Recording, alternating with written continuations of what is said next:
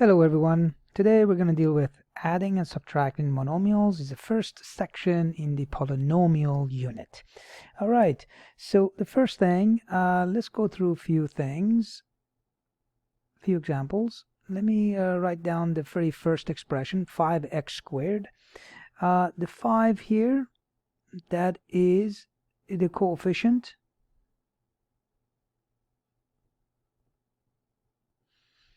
And the x, just to review stuff from last unit, is the variable.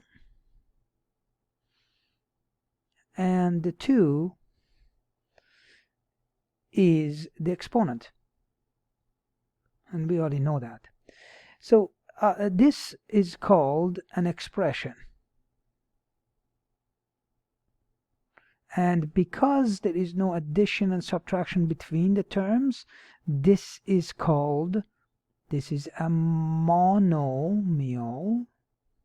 That means one term.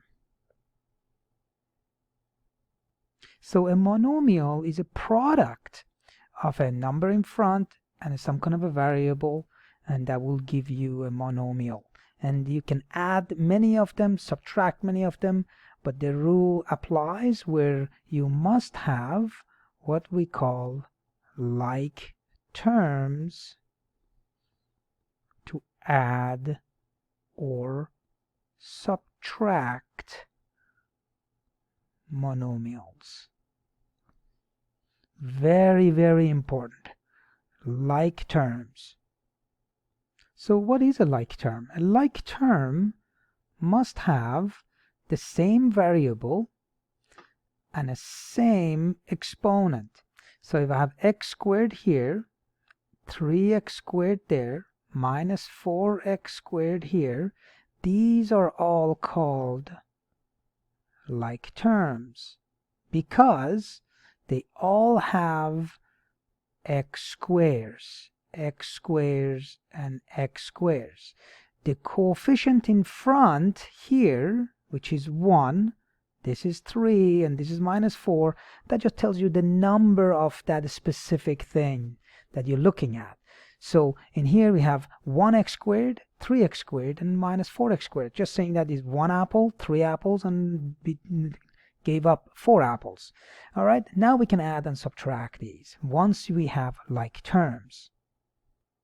So what if we don't have like terms?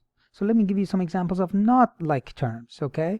X squared, x to the power of 3, x to the power of 5, x to the power of -1. These are unlike terms. They are or not like terms. You cannot add, add or subtract when you have unlike terms. All right, let's look at an example. When you see an example that I've written already, you can pause the video and copy it down, and then you can follow. So you have that ability to pause, review at any given time for the video. So that's up to you, and I suggest you do that. I really recommend you doing that, going back and forth like that, so that you can really get a grasp of what we're talking about here. All right. Okay. So suppose we have this question where we have to simplify and adding and subtracting monomials, and there are 5 terms in here, so we have to go through and identify like terms and then add and subtract them. So let's identify them. Let's start with the x squared y.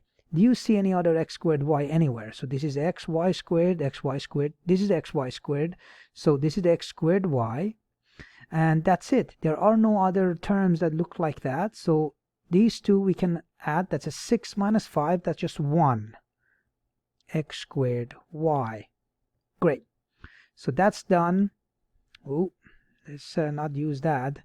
Let's use the red. I'm going to use the black for other ones. Next one, we're going to find xy squared. So there's a 1 xy squared there, xy squared there. Minus 3 plus 2, and that would be minus 1 xy squared. Great, that's gone, And then the last piece is that whatever is left, now x squared, y squared, this is left on its own. We just let it be. And this is the final answer. You do not need to write this one in front anymore, that the coefficient, if it's not there, that is acceptable, and we usually don't write them. So that, yeah, we don't write them for simplicity's sake, but it is one in front. All right, that is it. Couple of notes. I want to make sure that you guys remember from grade 6 and 7, if you have 2 times 3, that is equal to 3 times 2. It's always true. 6 is equal to 6. All right, so if you have x y squared, that is equal to y squared x. It doesn't matter which one is being multiplied first or second, but in this case they are the same. And this is based on one of the properties. It's actually using the commutative property of multiplication.